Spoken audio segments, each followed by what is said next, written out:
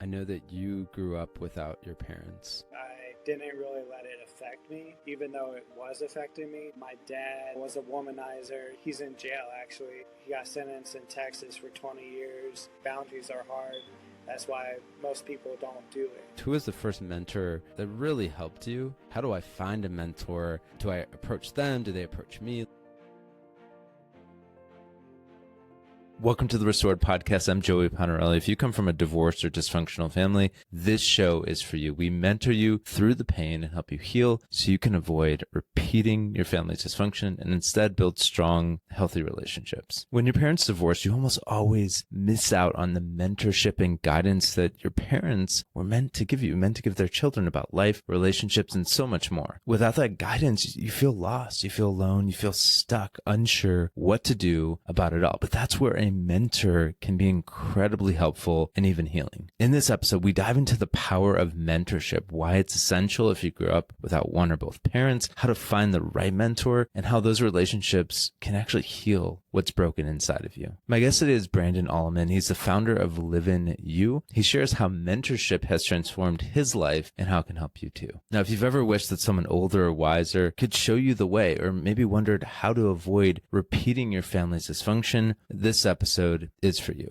In this episode, we do talk about God and faith. And if you don't believe in God, you're totally welcome here. Anyone listening to this podcast for a while knows that this is not a strictly religious podcast. So wherever you're at, glad you're here. If you don't believe in God, my challenge for you is this. Just listen with an open mind. Even if you were to skip or take out the God parts, you're still going to benefit a lot from this episode. And with that, here's our conversation. Brandon, good to have you, man. It's been a while and I've wanted you on here, so it's great to finally do this. It's awesome, Joey. Great to see you again. Diving right in, I know that you grew up without your parents. What happened, and when did you first realize that, your family, your upbringing wasn't like other people's? What happened was, so my mom was in high school. My dad, he was in high school too, kind of, at a party, met at a party. They weren't dating. And my mom, grandparents are Catholic. My mom was Catholic. I think she went through confirmation while pregnant with me. So they didn't abort me. And of course, because they're Catholic faith.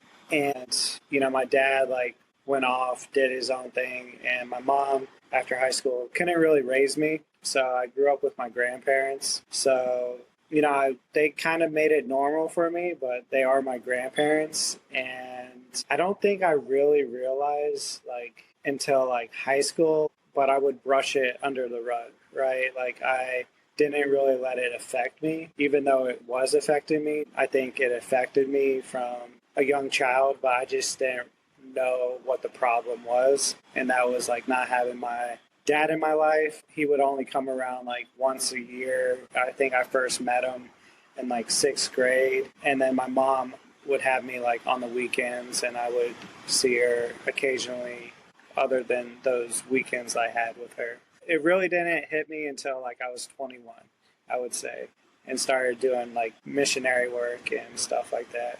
I found out the root cause of the behavior issues, the struggles that I had in high school, middle school.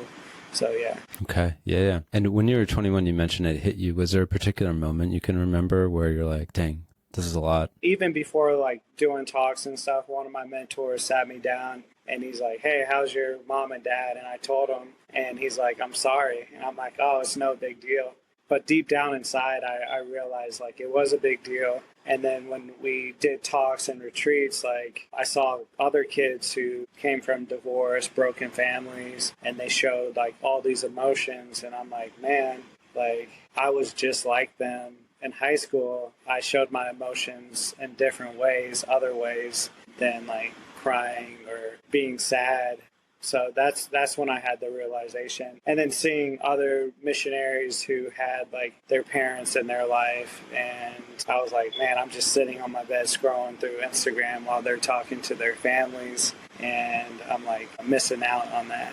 So I guess that's when I really realized that struggle was a struggle. It wasn't, like I said, it wasn't a big deal, but it really was a big deal. Yeah. No, I hear you there, man. And that image of you kind of sitting on the bed scrolling while they're talking to the families, it's visceral. That's wow. Yeah, man. You mentioned struggling in different ways. You mentioned a few of them. If you would, go into that a little bit more. How did you struggle as a result of your upbringing? Yeah, I'd say like super angry, just hurt people with my words, just yell, pick on my siblings whenever I would see them. I have 4 siblings, 3 other from my mom, and then 1 other from my dad. And they lived with like my mom, like the half siblings on my mom's side lived with my mom. My brother from my other dad's relationship lived with his mom. I didn't really get a chance to see him much, but the other siblings, like I would pick on them whenever I'd see them, beat them up, all that stuff. So, and then like in high school, using girls, drinking, drugs, like smoking weed. So just, I guess to numb the pain, and then doing stuff like going to youth group, football, like masking my pain, masking my like that wound with doing more and more normal things, but it was just to feel loved, So those are some good things I did, some really bad things, but it was all stemming from not a healed place, I would say. Man, you went through a lot. And one of the things you made me think of is how psychologists talk about type A and type B trauma. Type B trauma is bad events, things that you typically think of with trauma, like your house burns down, you're abused, you're in a car accident, go to war, something like that. Type A trauma is the absence of good things that you should have had, the loving, supportive, like stable family that you should have had. And so both of those are just as real. They're just as hard, and they impact us in so many ways. So it seems like that was like, even though you went through, type B trauma, I'm sure the type A trauma seems very prevalent in your life. I'm curious, you talk about generational sin. I honestly don't know a ton about that. And so I'm curious if you'd teach me, like, what is generational sin? And was there a moment when maybe you realized, like, if I don't heal, if I don't grow, I'm just going to repeat the brokenness that I grew up with? Generational sin, I mean, you can kind of read about it like in scripture, but I've read like some books. It's called like Healing the Family Tree. And that was just really eye-opening, especially learning about that, like the stories of people who they did something in their past and how it affected their future. And until they got healing, their future, like, I'll share an example. Like this woman, like she had an abortion, and then a couple years later, she had a kid, and the kid was having like a lot of learning problems, like severe depression, all this mental stuff. And she went to a priest, went to a counselor who talked about healing the family tree, and they had like a funeral for the baby and gave the baby a name, the one that she aborted. And when that happened, the child that she had was completely healed.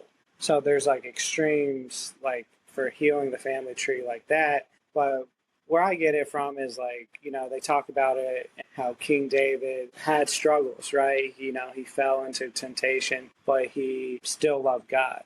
But Solomon didn't really heal the generational sin of lust, right? So he ended up having all these wives and didn't learn from his father's past sins. And that's where like I see generational sin with me is like an example is like alcoholism. It runs in my family, and it's like, I don't want to be an alcoholic. I don't want to have that addiction. But I really like saw it with my dad. My dad, was a womanizer. He used girls, and now he's in jail, actually. He got sentenced in Texas for 20 years. He's now getting sentenced in Massachusetts for like 40 years at least. And it was sexual assault. I've forgiven my dad. That's a whole story. There's so much to that. But I'm like, if I don't let go of this anger, if I don't let go of this, like my hate towards my dad, I'm just going to keep on going with that generational sin. I'm still going to, like, that hate is going to make me be just like him. And I was seeing myself, like, especially in high school, using girls, like, not just like sexually, but emotionally, like, manipulation, like, and physical, but it's like, man, I'm just like my dad. I'm doing the same stuff that he did. I'm talking the same way he talked. And I learned, like, my grandfather, like, did stuff, like, so it's like a cycle of abuse, of hurt. And it's like, no, I have to break that. I have to create a new generation, right? A legacy of greatness. So that's really like where I really dove deep into generational sin was, and learning about it is because of my dad and that side of the family.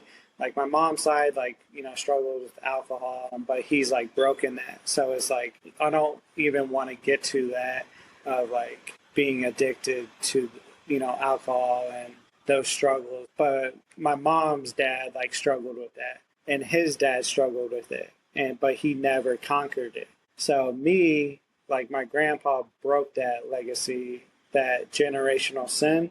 But my goal is to not even have that, and then teach my son, because, hopefully I have kids, I desire to have kids, and I'm not going to shy away and be like, yo, grandpa was, perfect. I'm like, he struggled with alcohol.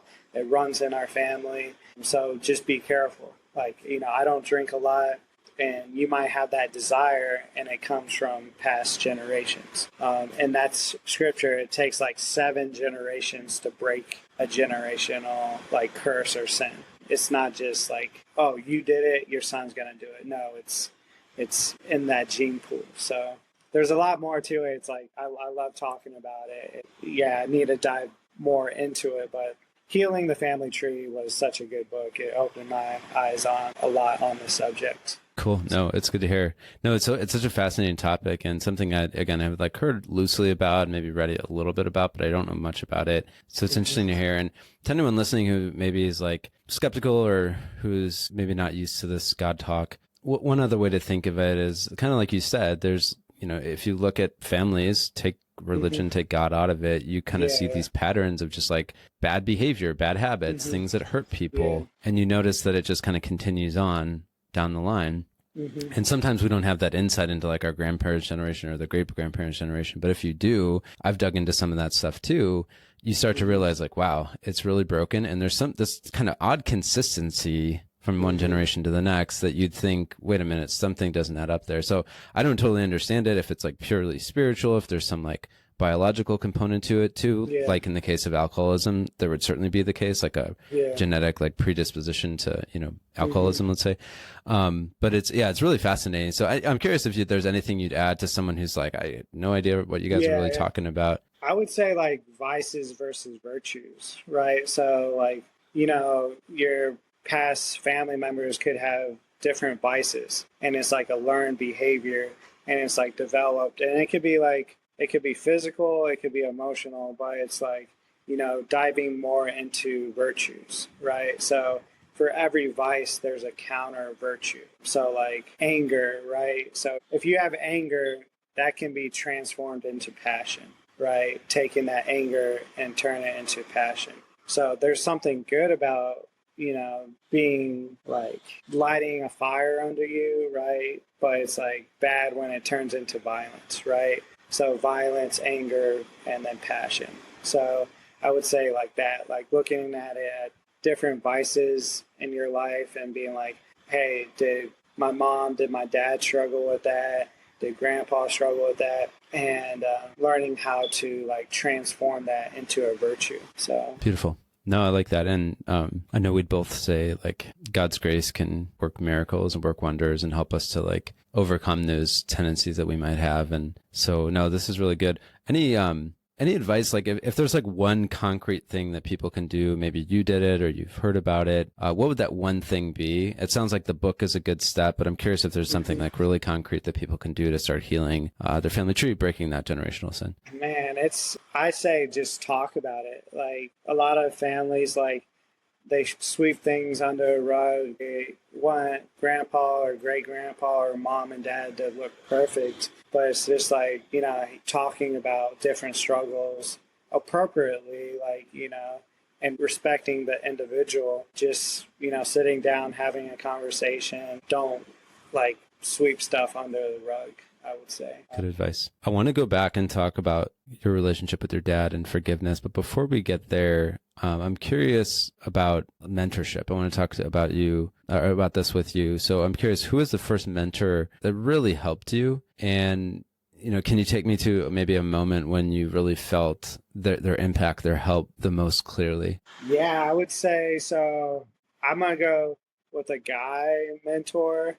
And that would be, I volunteered at the Veterans Hospital, and I kind of got kicked out of the part of the Veterans Hospital because I was like causing chaos, throwing stuff in the library. And they moved me, and because I got moved to the spinal cord unit, I met this guy who did KT, physical therapy, with the spinal cord patients. And his name was Mike White. I'm still alive, but he just like treated me like a son. Like, I call him my dad. I call him Pops. Like, I just texted him. And he just like didn't care about how wild I was, didn't care about, my throwing stuff in the library. He like taught me stuff at the KT. Like, he would let me move the patient's legs and stuff. And one day, like, I was like messing around, like messing with his stuff. He sat me down. He was like serious. Him and his coworker, Uncle Reggie, made me memorize this responsibility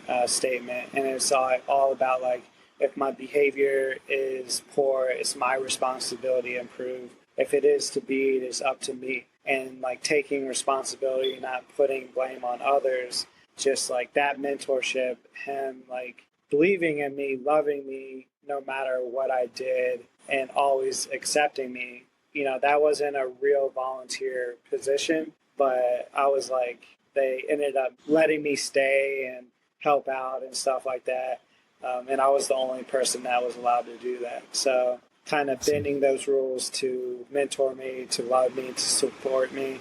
He's like one of the first mentors in my life that really sticks out. I love that. Like when most people would have just like, I don't know, shooed you away as like this annoying kid or something, he really saw something in you and invested in you and like helped you. I love that. I'm curious what you would say about like, why is mentorship especially critical for someone from a broken family? Yeah, I would say it's because it's what you don't have, right? And I would say you can get a mentor or you can get a lost boy, right? So, Peter Pan and the Lost Boys. So, and this is the problem with gangs, right? So it's a bunch of lost boys. It's a bunch of people that come from a broken family, parents divorced, not having dad. So it's a bunch of people that have the same issue. And if you're just surrounded by people just like you, there's comfort in that.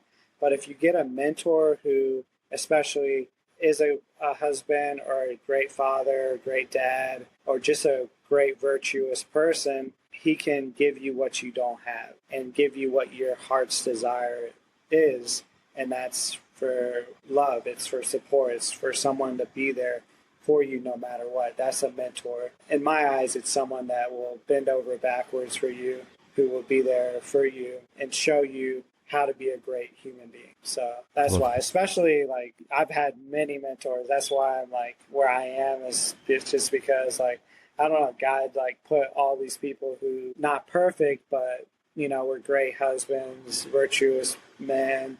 And I desired that. I would always seek them out. I would always go talk with them. And I didn't realize it. It was because they were a great dad. It was because they were a loving mother.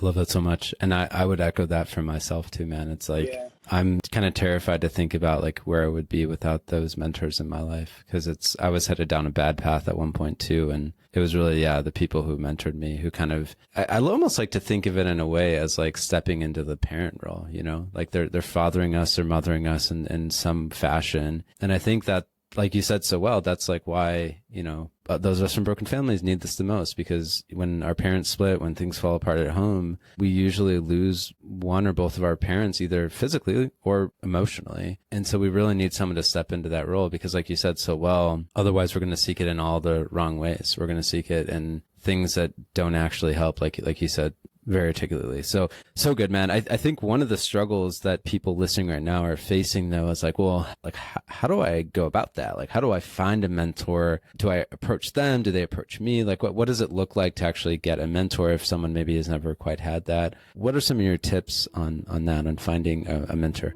This episode is sponsored by Blackstone Films. They just released a new documentary called Kenny. It's about an ordinary Denver priest who lived like a true father and transformed families and inspired vocations. He would actually wake up at 4:30 every day to do an hour of adoration. His parishioners would ask him to pray for them, and they actually got those prayers answered. Some even call them miracles. He had to shepherd his people through the Columbine shooting, if you guys remember that horrible, horrible event. He ate with the families in his parish every night of the week. He hiked with groups of young adults in the Rocky Mountains out in Colorado, and he sat with couples on the brink of divorce, even saving a marriage, which they talk about in the documentary. And so if you want a hopeful model of leadership and fatherhood, something worth watching with maybe your spouse or your small group, watch Kenny. The trailer and the full film are now streaming on formed.org. You could just tap the link in the show notes to watch the full documentary or just the trailer. Again, thanks to Blackstone Films for sponsoring this episode and for telling such an inspiring story that I myself watched and really appreciate it. I would say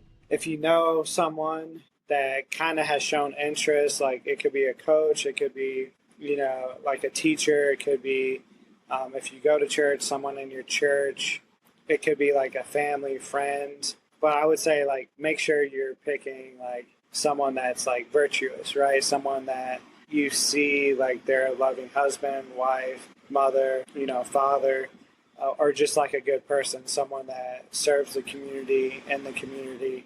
And then someone, like, that has similar interests in you. So if you're, like young adult, right? You're playing on an adult softball team or something like that, like, and he's older and he's like, you're like, oh, he's cool or she's cool.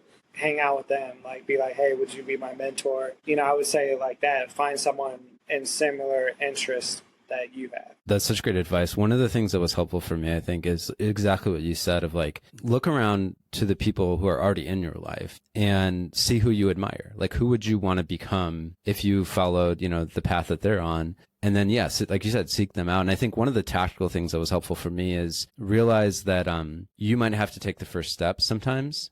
And it might not always work out. I think it's important to say too that like you might approach someone to be your mentor and they might not have the capacity because they're so busy with life or work or family. But that doesn't mean to just stop. There's maybe other people out there who can help you. And I've had mentors for like seasons of my life and then they left my life, and that's okay. I benefited a lot. We had a great relationship, but that's okay. So one of the tactics I like using, though, is going to, building a little bit of a relationship with someone if you can. If you can't, that's okay. But building a little bit of a relationship and then maybe asking them to sit down with you to give you some advice. It might be on a particular problem you're facing, struggle you're going through, whatever. And you could, whether you text them or ask them in person, you can say, hey, I'm dealing with this in my life and I'd really love someone who's like older and wiser than me to guide me, to mentor me a little bit on this. Like, would you be down for, grabbing coffee or something at some point? And then just see what they say. And, I've found that a lot of times if you pursue it, people will be open to giving advice. A lot of people like giving advice. And then that could be the beginning of a mentor relationship. Like, you don't ask them necessarily to be your mentor right away unless you have a good relationship, but start with like that kind of one sit down that you have, get some advice on a topic, and then maybe you do that again, or maybe you ask them at that point to kind of mentor you. So that's been helpful for me. Is there anything else like you would add to that? I would say like, especially the topic. So like having different mentors for different things, right? So if it's, you're struggling in sports, get like someone that like is good at sports. Like you don't want like the mentor, like say you're struggling with math. You don't want like the math guy to help you with football, right? And I would say, like, especially, like, with this podcast and broken families, divorce, like, because, like, one of your parents they might seek one of their friends, right? And they seek their friends because they look up to them. And it's, like, maybe go to them and because they're, like, a neutral party because they care about your parents and they care about you. And they won't talk trash about your parents, and they're not going to go to your parents and be like, yo, Johnny hates you, right? Because they respect both of you. So that's just something that, I was thinking about, just like going to like someone that your parents trust. And that will help because it's like, that your parents trust them, that could be a good mentor because that's important to not replace your parents, right? You're biologically engineered to have the mom and dad that you have, and you can't really replace them. And that's not what we're supposed to do. And I feel like having someone neutral can make you be like, yo, you still have to love your mom. You still have to love your dad. They're important in your life. And then you never know, people like they'll try and replace your mom and dad and then turn you against them and then use you and then creates a bigger mess. So also have to be cautious of mentors and make sure your parents know, like if you're under 18, hey, this guy's my mentor and we're hanging out. He's helping me with this, this, and this. So yeah, no, that's so good. That's a good warning that not everyone who wants to be a mentor has like good intentions. There might be people out there who don't, but no, that I love that advice. And one of the things too is if you do have like a good relationship with one of your parents, hopefully both, but especially one of your parents, they might even be able to recommend someone for you. Like I remember talking to a mom who, was going through a divorce, and we were kind of brainstorming together, like who might be able to mentor her daughter, because she needed someone to walk with her. And so we thought of it like there was a teacher, I think, and then like coach as well, like you mentioned. And so the idea was like maybe that mom could like text or call or talk to that coach next time they're at school to see like, hey, here's the situation at home. Would you kind of watch over and maybe even mentor, my daughter? You have my full permission and all that. And I thought that was kind of a cool and beautiful thing that, that mom who has a good relationship with her daughter was kind of doing some of the legwork to get her some mentorship. One final thing I wanted to say, because you hit on the topic of like having boundaries too, which I think is so important. We'll get to that in a second. But yeah, just, this whole idea that you need a mentor even if you don't have them in person, so we have all these great videos on YouTube, we have podcasts, we have books, like there's all this content out there that the authors, the creators can mentor you through. Now, obviously, I think in person is the best. That's going to typically be the most like fruitful, but Jocko Willink can mentor you on leadership. You could have like all these other people, C.S. Lewis mentor you through whatever, you have all these like beautiful, like deep spiritual writers who can mentor you through your spiritual life. So there's all these people out there that even if you can't have one-on-one contact with them, they can mentor you from afar. And I think that's super valuable and a great starting point, especially if you're a little hesitant to jump into an in-person mentorship relationship. I listened to David Goggins' second book, and I was really like struggling with like my mom and like the boundaries and our relationship. And he had his mom, like he had struggles with his mom. Of course, had everyone, if you read his first book, knew the struggles with his dad, but his mom was like the constant in his life. But that relationship wasn't perfect. And he had his mom like basically say sorry and like read the chapter. It was healing for me because I'm like, that's what I want from my mom. And at that time, she couldn't give it to me. So it was like my mom, like his mom speaking the words that my mom wants to say to me. So it was like, so you bringing out Jocko, I was like, man, yeah, I feel that with like Jocko too. I read his stuff, but David Goggins, his mom, and yeah, that memory popped in my head. That just happened like a year and a half, 2 years ago. Wow. Yeah. Wait, walk me through exactly what happened in the book. So it's his second book. What's the name of that in case anyone wants it? And then remind me, so he wrote something maybe about his mom and then he had her read it, or how did that go down? Never Finished is the book. David Goggins, Never Finished. So he was talking about just because like his mom like grew up in a good family but had bad relationships, like these men, and like they would be abusive and stuff like that, and David just struggled with that, and very similar stuff with my own mom. And his mom like read that part and read an apology. Like she wrote an apology, she wrote like her side of the story, what she was going through, like kind of her history in the book, and David let her read it. And she like apologized to him and said she loved him and all this stuff in the book. Like they were in person too, so it was like super emotional. Like you hear. So you're listening to this on like Audible or something? Okay.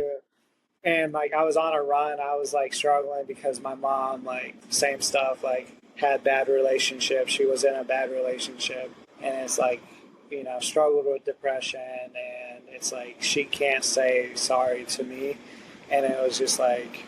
I don't know, like that apology really healed my heart because I know that's what my mom wants to say.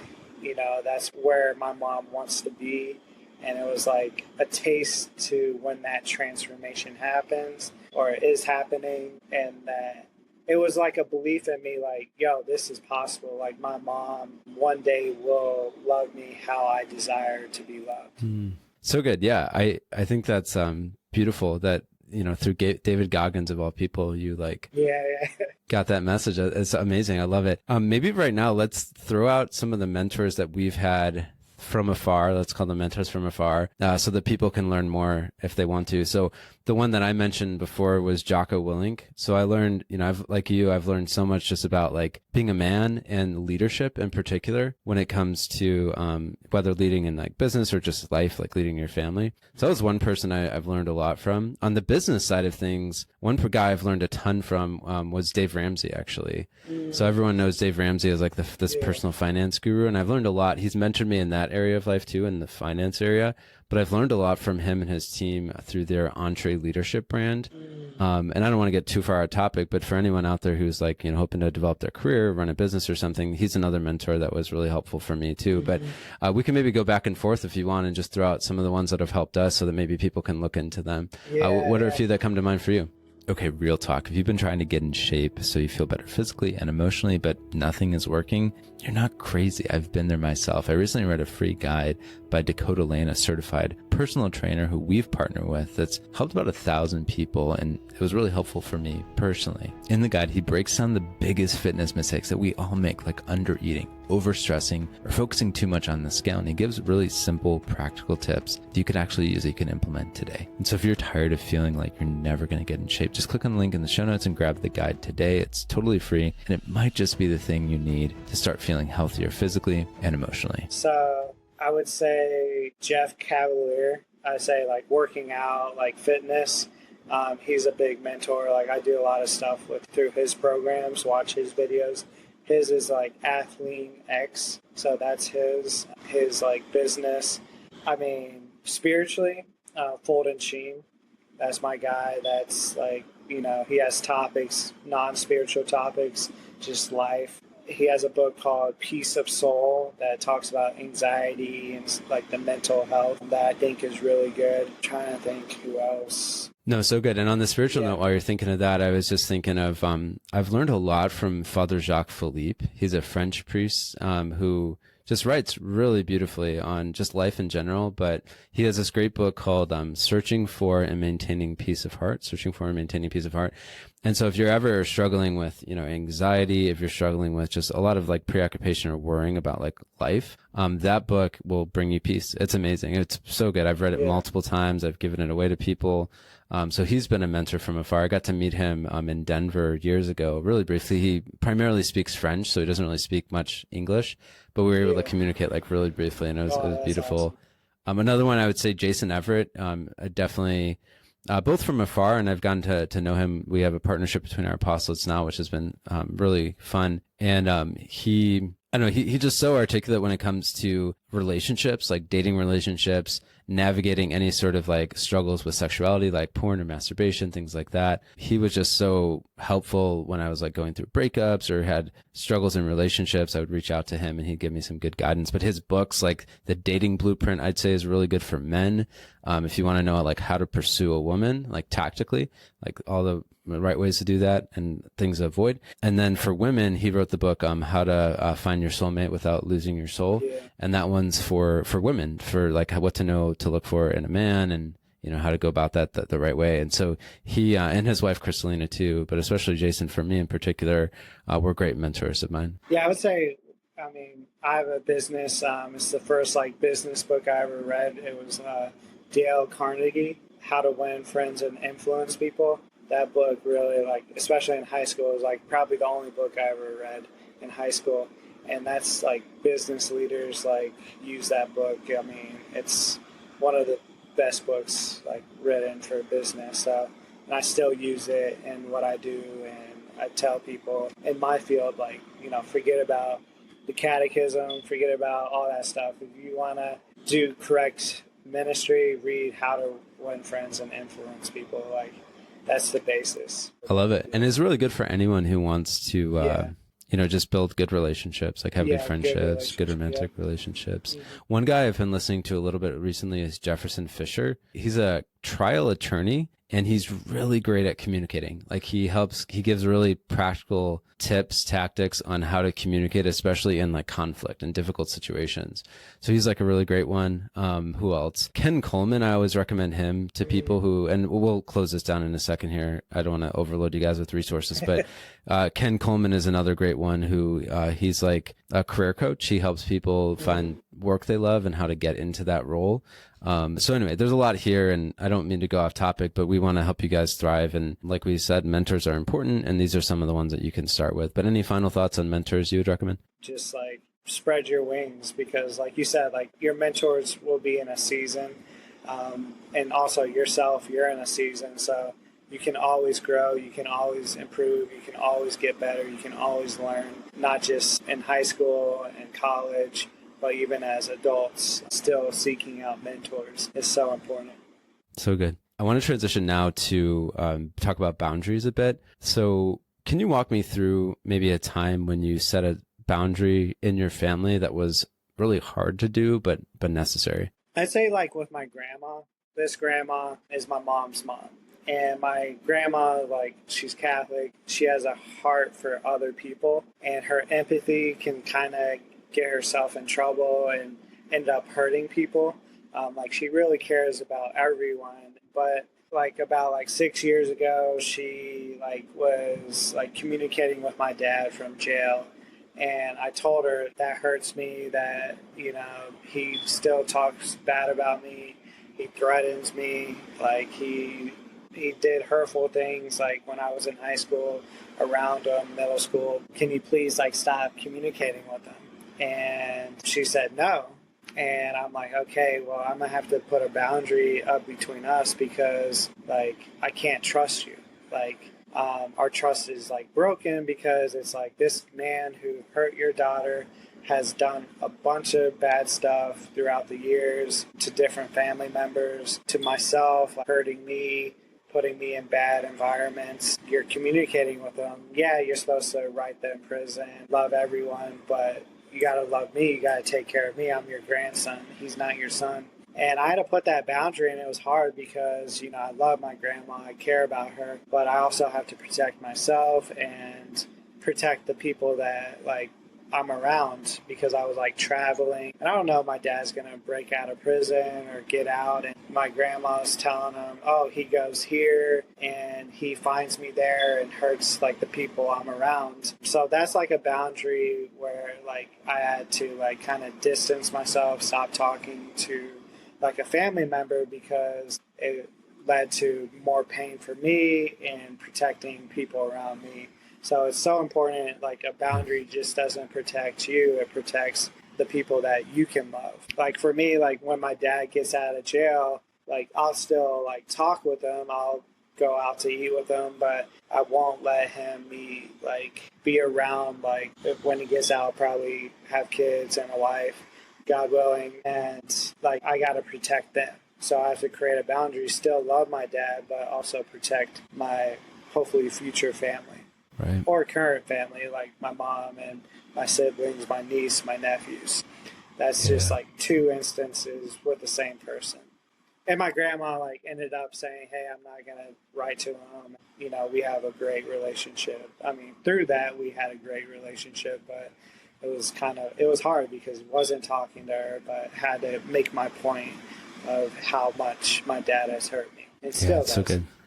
Yeah, I'm so sorry, man. That's rough. But that's so good, though. Such good, great story and good advice, even though it's painful. I think we need to learn to like stand our ground and speak up when there's maybe behavior around us that's hurting us, and we shouldn't have to put up with that. I think that's like really, really important. And like you saw too, with the right people in our life, they'll recognize that and be like, oh, shoot, I made a mistake here. I'm sorry. I definitely want to respect this boundary. If they're healthy and respectful, right? And I've seen that too. It actually makes people respect you more, and it actually can help you have a healthier relationship with those boundaries. It's not all about like putting up a fence and keep people out. It's about having like that proper relationship with that person. So I think your story eliminates that really well. I'm curious about, I don't know, any advice you have for someone who's maybe struggling to put up boundaries, or maybe making mistakes in the way that they do it. Like what have you seen, and what advice would you give in terms of like, how do you do this well? For countless teens and young adults, their parents' divorce is actually the most traumatic thing that they've experienced, but so many feel lost and alone in navigating the challenges. I've been there myself. It's really not easy and it shouldn't be this way.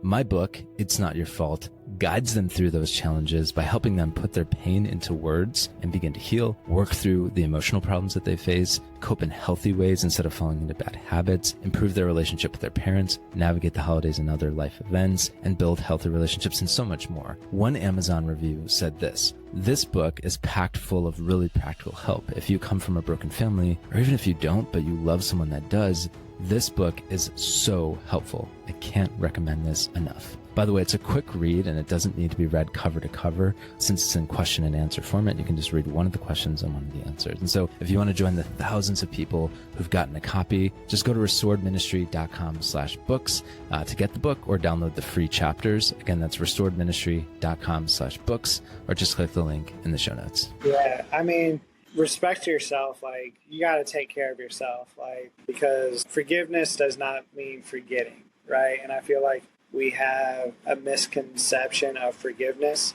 Yeah, it's you forgive the person, you love the person, but also you don't know if the person has forgiven themselves or reconciled, right? Has like fixed their mistake. So until some testing time, you got to kind of remember what they did and create a boundary so they don't hurt you and they don't hurt themselves. So like that boundary, it does not just protect you, it protects that person.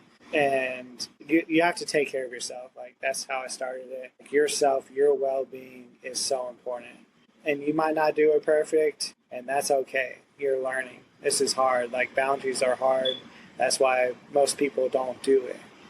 That's why most people don't have boundaries, and they end up getting hurt more and more. And people don't talk about it much. People just say, oh, forgive them, forget, just be normal. And you can't do that. I mean, I know there's a book called Boundaries out there, but I don't know really any other book that talks about boundaries and the importance of it. But I just know it's like important to protect yourself, to take care of yourself. Totally. No. And I found the Boundaries book helpful personally. Mm-hmm. And so I'd recommend that to everyone listening. Yes. And if you want a kind of quicker overview of the book, we reviewed it in, we kind of give you like the main points in podcast episode. I think it's episode 36. If you guys want to go, we'll link it in the show notes, but if you guys want to check that out, if you're, struggling in this area and need some help, that's a great start to listen to the podcast, maybe get the book and try to put some of the stuff into action in your life. I want to transition to forgiveness because you mentioned it. Forgiveness is hard for a lot of people for a lot of reasons. And so I'm curious, how have you struggled with it? And what helped you get to that point in particular? Was there like one thing that helped you get to the point where you're like, okay, I can forgive my dad for all the harm he's done to me? Yeah, I would say I was like 22, I think. And my dad went to jail in 2013. I was 21. So a year later, I went to Texas. I was going to go see him in jail. And I went to confession, and I told the priest, who could be a mentor too, like if you're Catholic or any of your spiritual leaders, they can be mentors. But it was a random priest, and I was real with him. I was like, yo, I'm struggling with my mom and my dad. Like, I can't stand them. Like, I hate them, like, for what they did to me. And he's like, you have the perfect mom and dad for you. Like, if you didn't have your mom and dad, you wouldn't be who you are. And he didn't know who I was or anything like that. And then I went to like Texas. I saw my grandparents, my aunt, and my aunt really like told me about my dad and like how when he was a young kid, like he was abused. And then when he was like 15, like this woman from the church, like older woman from his church, like did stuff with him. And I'm like, well, 2 years later, he met my mom and, was womanizer and all that stuff. So I was like, hurt people hurt people. And my dad, like, been through stuff, right? So I was like, if I hold on to this, I'm going to be just like my dad. My dad probably held on to all his abuse and all his hurt and blamed other people. And I was like, I'm going to forgive him. I'm going to let it go. And yeah, so I'm like, I love my dad. Like, I tell people, pray for him. It's, all the pain that he went through. And it's like, I want to create a legacy for him. I want to be great, for that person inside that he desired to be, but he never got to be because he held on to stuff. It's funny because like my grandparents on that side said my dad always talked about like wanting to be a missionary, right? And I got a chance to live that out, and it's just like, if I would have held on to that and still hate my dad, I couldn't be doing what I'm doing, right? So, and that's my dad's side, like, of letting go and forgiveness and everything like that. It was kind of like a one-time thing, just because my dad's not in my life constantly. Now, my mom, it's been different. It's been a different journey, but also a beautiful journey. So.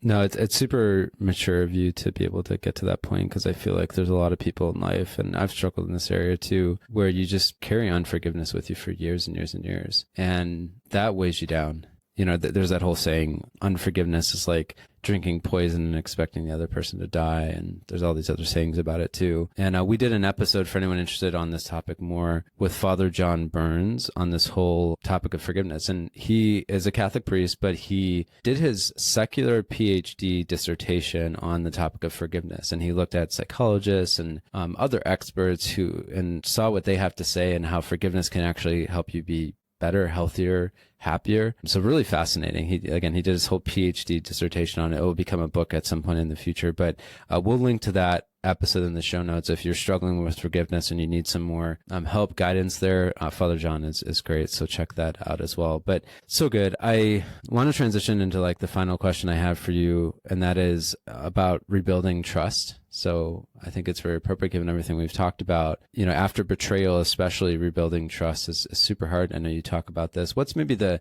most helpful advice that you give to people when it comes to rebuilding trust after betrayal? And do you have maybe a story to go along with that? I'm glad you asked that. I had a perfect thing.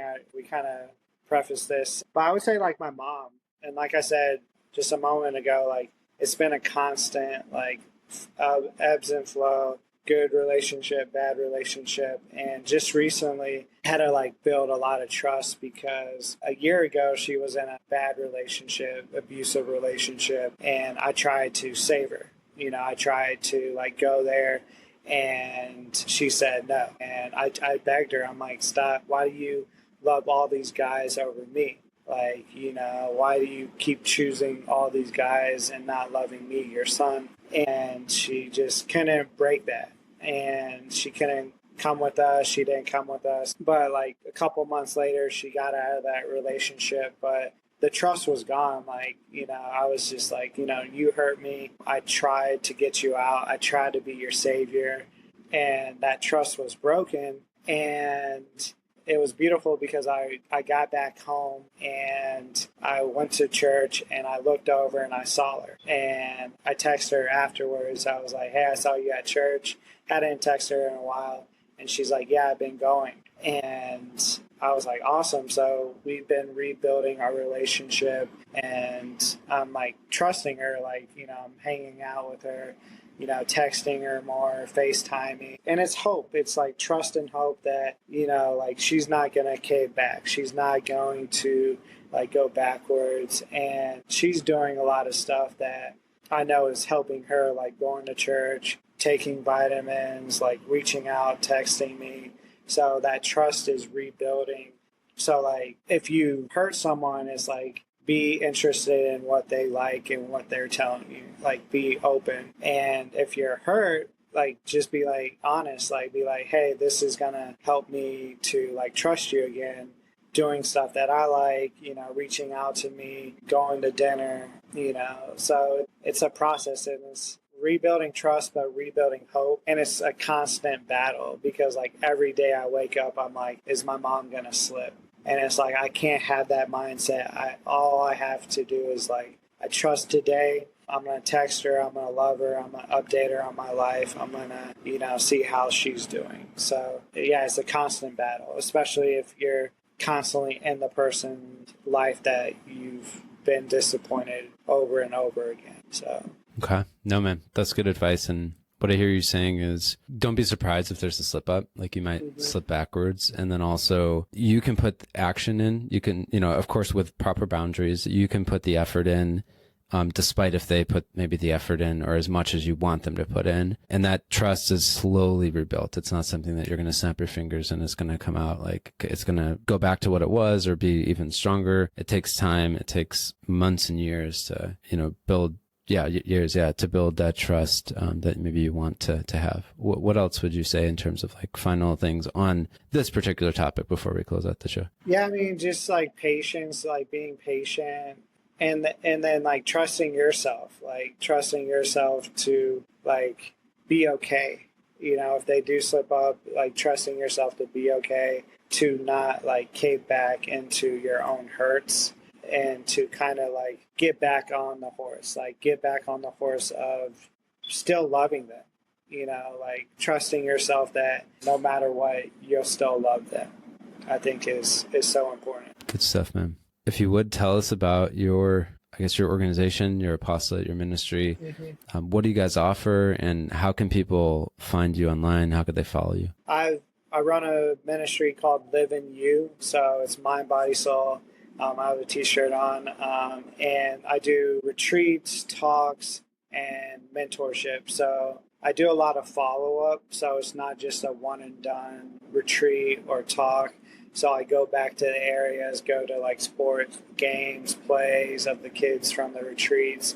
I'll go to the youth group, go to, take them out to eat, just to like refresh from the retreat or talk they heard. And then I have a career mentorship program where, say a kid wants to be an aerospace engineer, I'll connect them with a virtuous like aerospace engineer so they can prepare in college. When they graduate college, they can have a job and trust someone in their field, because it's a dog-eat-dog world and we need to like uplift people. We need to help people with their passions, careers, and life. So that's kind of like what I do, what the ministry is all about. Like I said, we're big on follow-up. It's not just about the events. It's about creating a lasting relationship.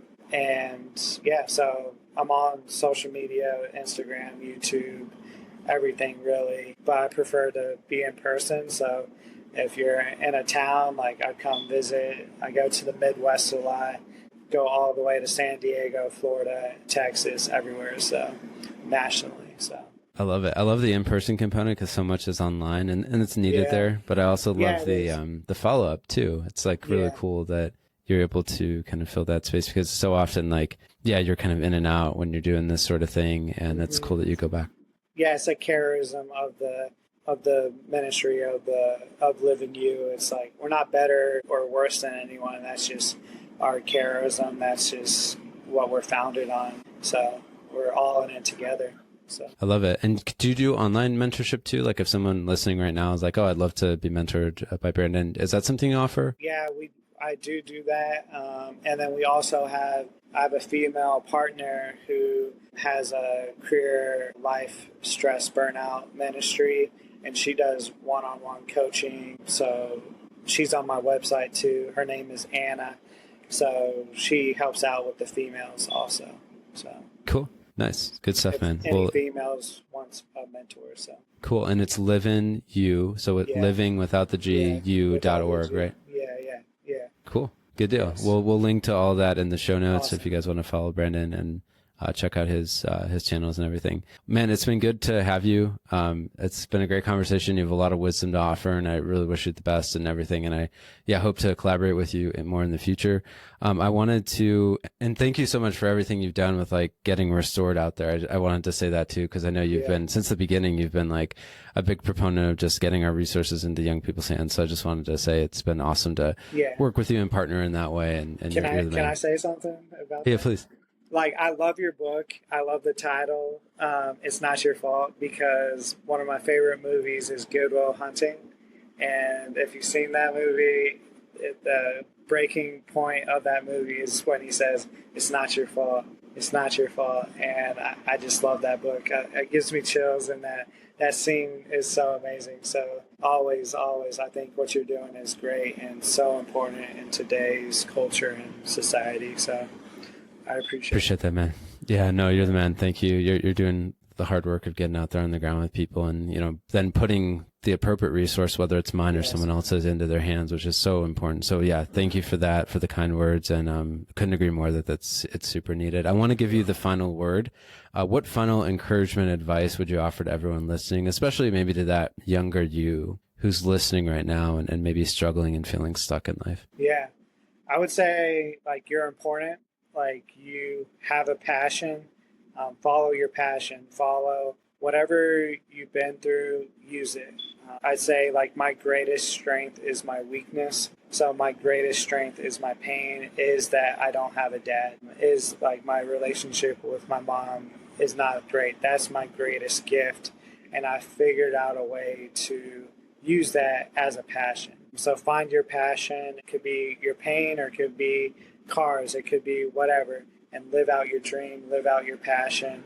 You have a purpose, find it, and don't be afraid to live that out. Just do it.